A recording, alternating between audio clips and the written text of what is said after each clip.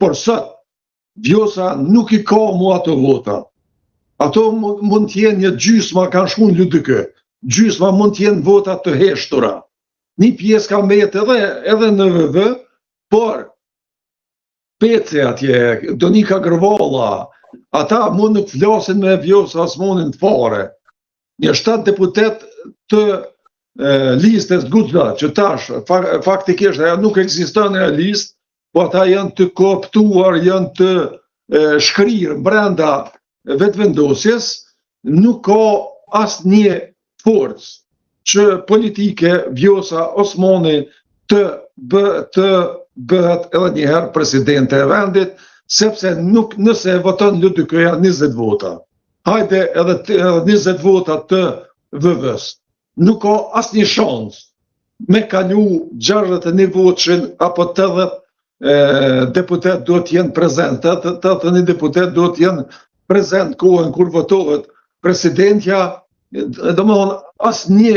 mundësi, asnjë shans.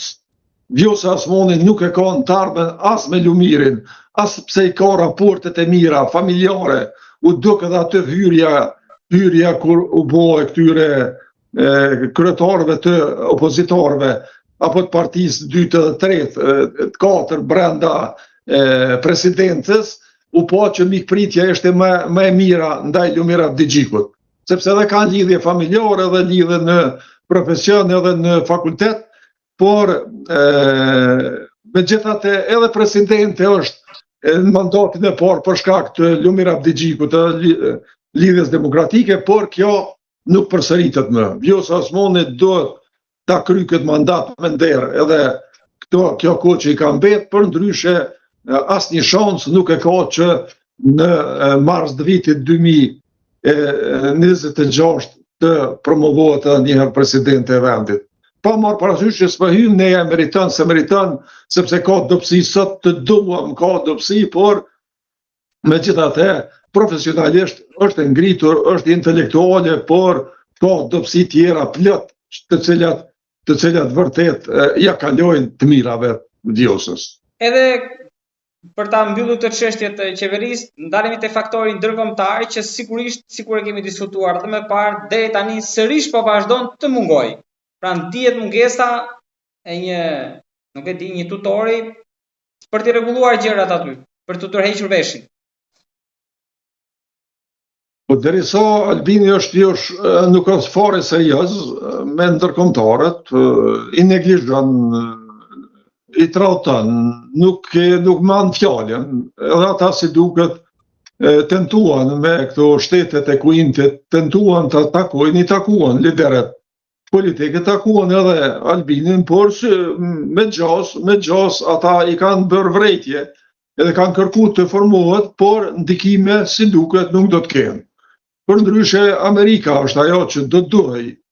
të reagonte në këtë rast, por edhe ata me gjas nuk e kanë ndërmend dhe do ta lënë në këtë formë. Nuk do të ndikojnë sepse e kanë po që mrena aty kur janë takem Albini premton, jep premtimet kota, por kur të shkoj në atje ku duhet të realizohen ato premtime, nuk i mban premtimet. Këto i kemi pa edhe me krejt këto marrëveshje që kanë ndodhur edhe Brukselin, edhe aneksin e Ohrit, të gjitha këto i ka premtu o lidh për një nënshkrim që fare nuk ka më rëndësi nënshkrimi që mund ju bëhet marrëveshje ndërkombëtare dhe nuk janë obligative, por tani atë që mund të themi situata edhe në Mitrovic, që këta janë krenu vazhdimisht shumë e bresht, situata të jetë e nder dhe e paparashikuar, edhe pse po zbatohen atje shumë vendime të cilat të aneksit të Ohrit janë duke zbatu në heshtje në Mitrovic, e kënej themi krekosemi për sovranitetet ku ta dion, përveç janë hap disa markete, janë hap në ndonjë barnatore aty këtu, ndonjë rrugë lokale ushtru në Mitrovic, asnjë zhvillim tjetër pozitiv në atë pjesë të regionit të Kosovës nuk ka. Por ja që populli pehan këtë që po e thot Albini, edhe e sidomos diaspora e cila po na i përcakton fatet tona